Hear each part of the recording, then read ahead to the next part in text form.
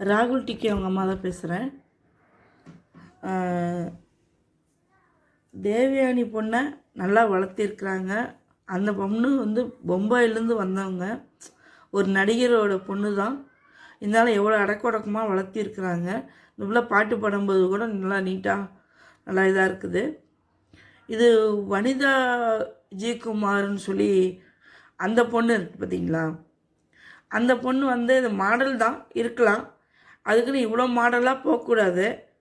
இது வந்து எதுக்கு அந்த இந்த மாதிரி ஒரு அசிங்கமாக அந்த பொண்ணு, சின்ன பொண்ணு, அந்த பொண்ணு அசிங்கமாக எதுக்கு இந்த மாதிரிலாம் போட்டுட்ருக்காங்க? இந்த கேமராமேன் அங்கேயே தான் ஜூம் பண்ணி அங்கேயே தான் வைக்கிறான். இது எதுக்கு? தேவையில்லாதது எதுக்கு? வேண்டாமே. அதே மாதிரி இந்த ஃப்ளைட்லேருந்து இறங்கி வந்த மக்களுக்கு வந்து எதிர்பார்க்காம இவ்வளோ இவ்வளோ கஷ்டம், இவ்வளோ இதாக நடந்திருக்குது. அதனால் வந்து எனக்கு மனசு ரொம்ப கஷ்டமாக இருக்குது.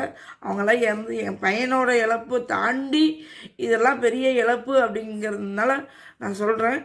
யாரும் எதிர்பார்க்காத குழந்தை குட்டிங்க கொண்டு எல்லாருமே சொல்கிறேன். இதெல்லாம் வந்து ஒரு இது கிடையாது. கஷ்டம், ரொம்ப கஷ்டம். மீண்டு வர்றது ரொம்ப கஷ்டம். நானே என்னாலேயே மீண்டு வர முடியல. என் பையன் இறந்து 5 மாதம் ஆச்சு. என்னால் அந்த இடத்த விட்டு நவர முடியல, இறக்கவும் முடியல. இந்த குழந்தைங்கெல்லாம் என்ன பாவம் செஞ்சிங்க? எதுக்கு? வேண்டாம். இவ்வளோ பெரிய இது கடவுள் வந்து கண்ணை மூடிட்டு தான் உட்காந்துருக்காரா என்னமோ தெரில. என் பையன்லேருந்து எல்லாம் இழப்பாக தான் இருக்குது, கஷ்டமாக இருக்குது. எங்கெங்கே தலைவேத்தனமாக ஊர் சுற்றிட்டு இருக்கிற மூதேவிங்கெல்லாம் வந்துட்டு இன்றைக்கி வந்து, ஏம்மா நான் தெரியாமல் தான் கேட்குறேன், அந்த மக்கள்லாம் பார்த்துட்ருக்கீங்களே, கண்ணு தெரியாதா உங்களுக்கெல்லாம்?